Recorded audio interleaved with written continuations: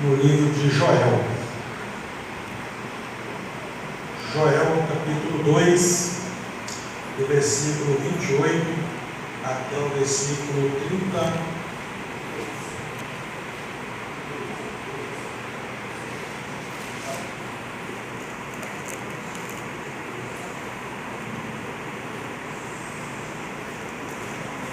Joel capítulo 2, de 28 até o 32.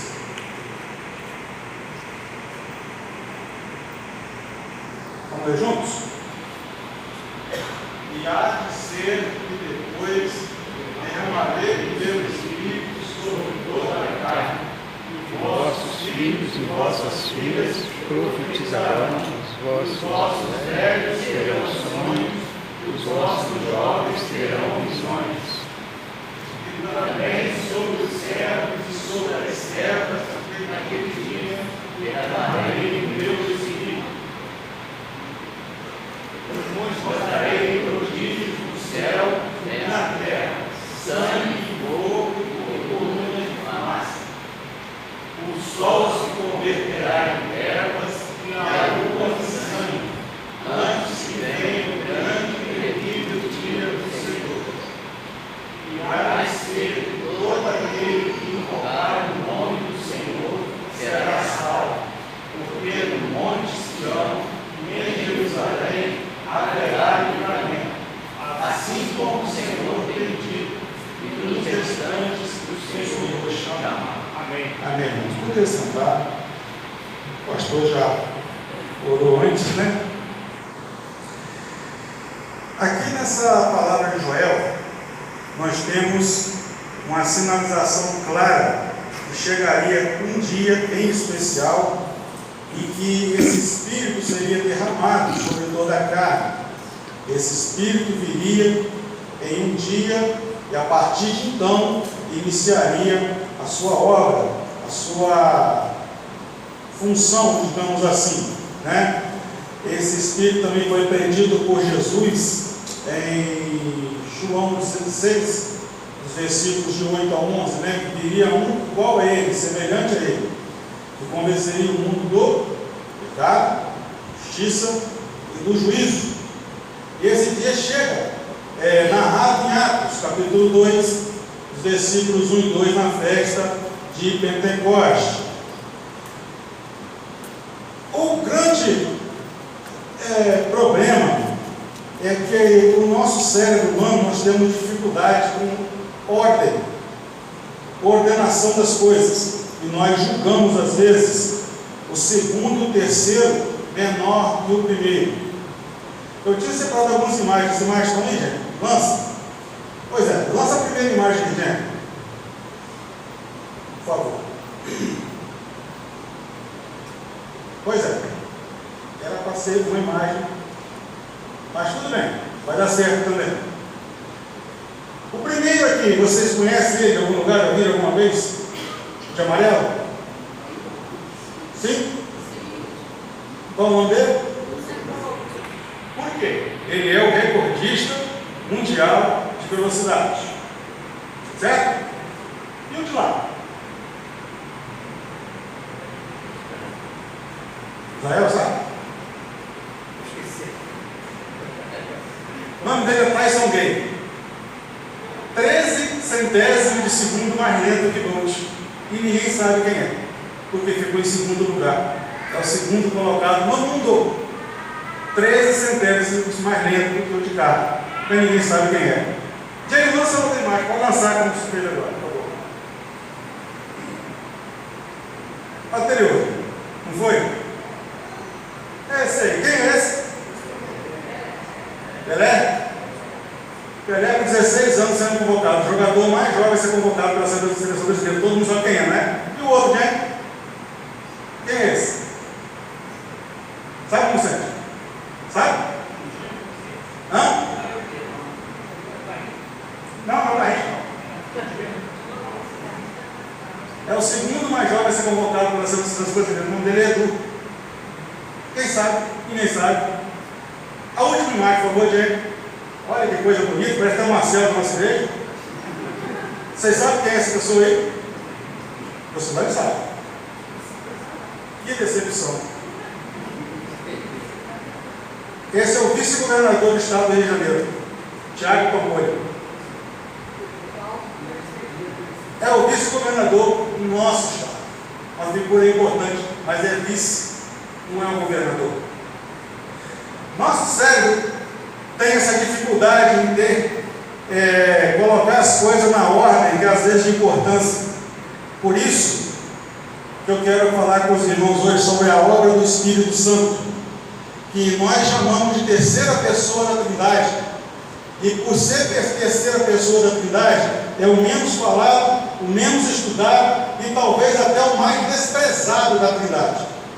Nós consideramos como um espírito menor. Nós não. A nossa cabeça, por assim dizer. Podemos usar um exemplo bíblico? Posso. Os irmãos sabem quem foi Jarebe na Bíblia? Jarebe. Sabe, irmão, pastor? Jarebe. Jarebe viveu 962 anos. Foi o segundo mais longevo da Bíblia. Só pega Matusalém, mas Matusalém todo mundo sabe quem é. Viveu 969. Coincidência, Jarebe está em 5:20 de Gênesis, Matusalém 5:27 de Gênesis, 7 versículos atrás. Jarebe também foi pai de Enoque. Monsanto das sabidas. Não. Mas vocês podem ter ideia, irmãos, como é que o nosso cérebro chega das coisas? A gente às vezes não dá muita importância, que às vezes nós tratamos a Trindade como primeira pessoa, Deus Pai, ou super poderoso, Deus Filho, André de Prata. E o Deus do Espírito Santo a gente considera como se fosse algo banal. Irmãos, a obra do Espírito Santo ela é muito maior do que nós imaginamos. No seminário, nós levamos 6 meses estudando sobre o Espírito Santo. 6 meses. Então não vai ser uma mensagem que eu vou conseguir passar tudo aquilo. Mas a obra do Espírito Santo, em nós, ela é fundamental. E é o tema da mensagem de hoje. A obra do Espírito Santo.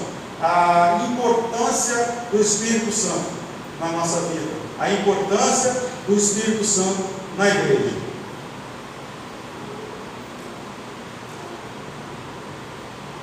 Então vamos lá.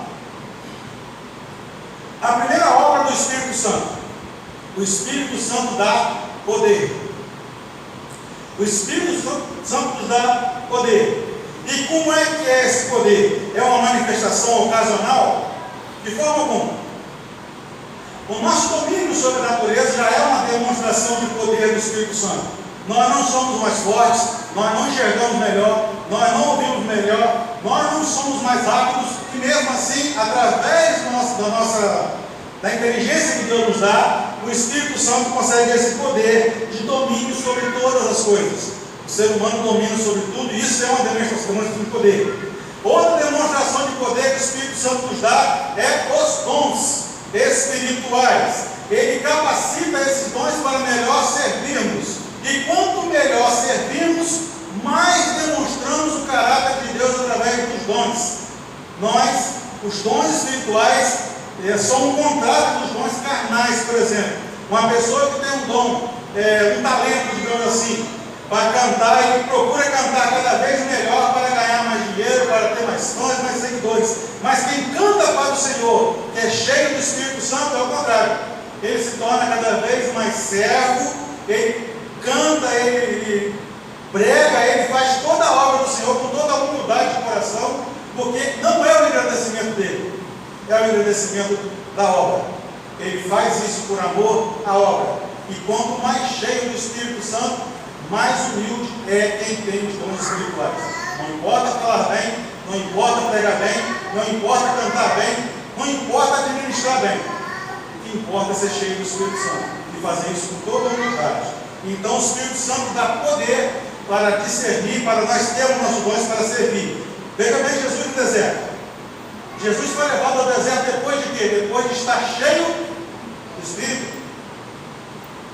O Espírito Santo também nos dá poder para resistir às investidas do diabo.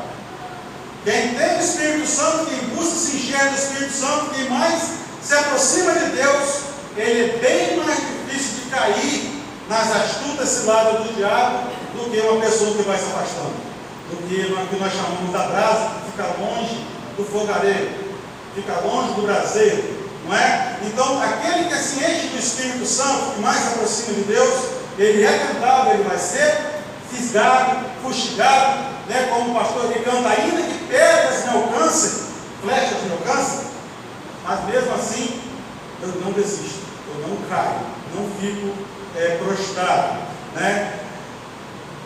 Uma outra demonstração de poder do Espírito Santo se deu muito na igreja primitiva através de milagres e prodígios, através de uma vida de oração, através de uma busca mais constante pelo Espírito Santo. E acontece no nosso meio ainda hoje, talvez não extraordinariamente como naquela época, não precisamos mais disso, mas quantas e quantas curas são alcançadas através da oração dos irmãos. Quantas e quantas respostas de Deus são alcançadas, às vezes para livrar o sofrimento. Por quê? Porque a igreja busca em oração estar cheia do Espírito Santo. E é o Espírito Santo que consegue isso. É o Espírito Santo que presta esse serviço, dizendo assim. E por último, o Espírito Santo nos dá poder para discernir os Espíritos. Atos 13, Elimas fazia forte oposição a Paulo, mas Paulo disse para ele: ó filho do diabo. Não recordo agora o versículo exato, mas tinha uma menina andando atrás de Paulo e falando: esse aí, ó, prega o Deus Altíssimo. E fez isso por quanto tempo? Não? Muitos dias, falando até uma verdade. Paulo vira para trás e repreende e expulsa o espírito daquela menina. Sabe por quê, irmãos? Porque só quem tem o Espírito tem autoridade para falar as verdades da Bíblia. Tem autoridade. O endemoniado, ele fala da Bíblia assim, mas ele não quer alcançar ninguém não. Aquela menina queria causar um certo rebuliço, uma certa revolta com aqueles pregadores. Ela não estava glorificando a Deus. E toda a mensagem que é ungida pelo Espírito Santo é para glorificar a Deus, é para exaltar o nome de Deus. A segunda obra do Espírito Santo, o Espírito Santo purifica. É Ele que purifica. É Ele que nos santifica. Nós podemos pedir ao Espírito Santo para que venha em nós e faça uma obra, mas nós, em contrapartida, devemos dar lugar a Ele. Devemos nos santificar. E santificar é uma decisão. Nós devemos buscar o conhecimento, buscar viver uma vida mais reta, uma vida que mais mostre o caráter de Deus. Ele convence o mundo do pecado, né? Ele é da justiça. Ele nos leva até Jesus de maneira mais eficiente, digamos assim. E Ele nos batiza. Interessante, né? Igreja Batista, falar de batismo com o Espírito Santo. Mas só vai entrar no céu, só vai entrar na glória quem for batizado por Ele. É verdade. Isso não é nenhum tabu para nós, não, irmãos. Batismo com o Espírito Santo você o recebe. E a partir de então você decide o que fazer. Se você entristece, se você apaga, se você fortalece, se você busca. Porque da Trindade, quem tem a capacidade, não que os outros não sejam Deus, mas quem tem essa função de entrar e habitar em nós é quem? É o Espírito Santo. Não vejo Jesus entrar em ninguém, não vejo Deus Pai entrar em ninguém, mas a função é exclusiva do Espírito Santo. É Ele que nos purifica, né?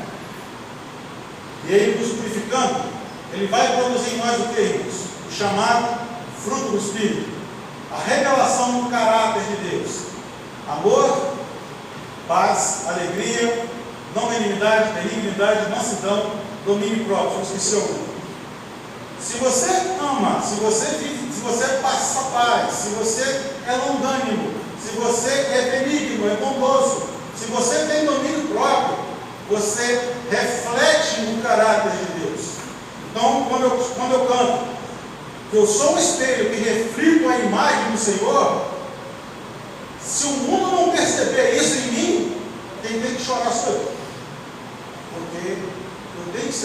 reflete mais do Senhor. E quanto mais cheio do Espírito Santo, mais esse reflexo vai aparecer. A terceira obra do Espírito Santo, eu estou correndo, irmãos. Falo para os irmãos, na outra quarta-feira eu vou escalar. Se não acabar hoje, na outra quarta-feira a gente faz um estudo sobre o Espírito Santo. Deus abençoar e Deus permitir. A terceira obra do Espírito Santo é que o Espírito Santo nos revela. Revelação na Igreja Batista? Não é bem assim. Não é bem assim. O Espírito Santo nos revela, ele torna aquilo que está obscuro claro para o entendimento. Ele revelou aos profetas e aos apóstolos os escritos das Escrituras, todos. Isso é uma revelação do Espírito Santo. Desde o Gênesis até a última palavra do Apocalipse, tudo é revelação do Espírito Santo. Só que a Bíblia, se ela estiver aberta em um cômodo da casa, sem que ninguém a leia, qual é a importância da Bíblia? Nenhuma. Não vai trazer sorte, não vai trazer azar, nada. A Bíblia é um livro para ser lido, apenas lido. Estudado, testemunhado, vivenciado. Mas quem que faz isso? É obra de quem? Essa revelação para nós? O Espírito Santo. Já reparamos, irmãos, que nós, todos aqui, se nós lermos o mesmo texto hoje, e daqui a um tempo nós lemos o mesmo texto, parece que Deus está falando coisa nova no nosso coração? Porque a Bíblia é viva. Ela é um livro vivo.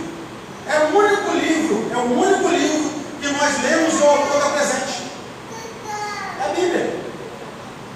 É o único livro que nós vamos lê-lo e o autor está junto conosco para nos fazer interpretar, para que nós buscamos conhecimento através dele e cresçamos junto ao Espírito Santo. Ele revela, a palavra de Deus revela ensinamentos hoje, porque ela é viva, ela é atual, ela é exaustiva nesse ponto. A outra característica do Espírito Santo na revelação, ele revela que somos filhos de Deus. Como é isso? Ele nos dá a certeza da salvação. Ele é o penhor da salvação. Ele é a garantia da salvação. Se você tem o Espírito Santo em ti, você é salvo. Você não é um perdido. Ele dá a direção ao povo de Deus. Uma igreja, e agora vamos falar de igrejas locais. Uma igreja que busca o Senhor, uma igreja que busca em oração, uma igreja que é cheia do Espírito Santo, dificilmente, eu acho que impossível, vai tomar um caminho errado das Escrituras. O problema é que hoje muitas igrejas estão desviando da palavra de Deus, porque estão dando lugar a um Espírito que não é o Santo. Um espírito de enganação, um espírito que vem para fazer tolher a palavra de Deus, fazer com que a palavra de Deus seja algo banalizado, quando que não é. É o centro do culto, é a palavra de Deus. É o centro do culto, é o âmago do culto, é a palavra de Deus.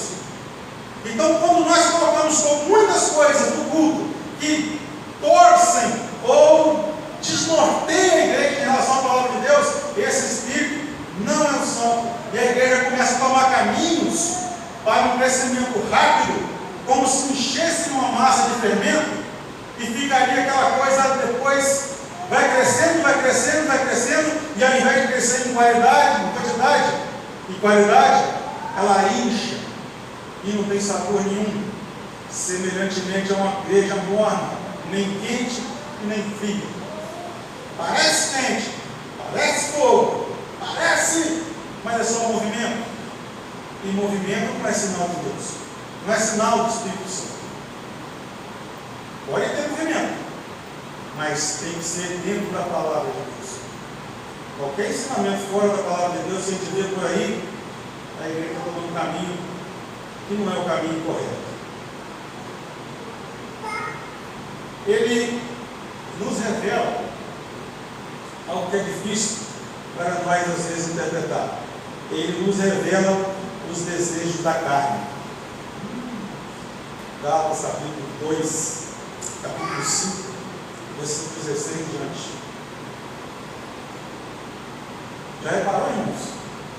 Depois de convertido, todos aqui são, mas não são visitantes, mas você pode ter essa experiência.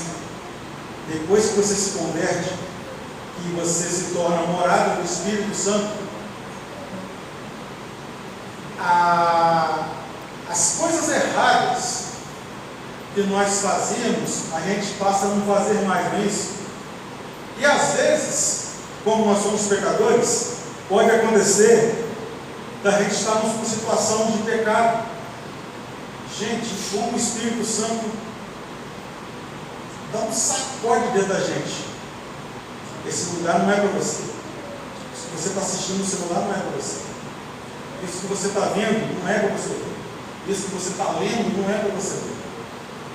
Com quem você está conversando não é uma boa companhia. Ele fala conosco dentro de nós. Fala mesmo. Fala e fala mesmo.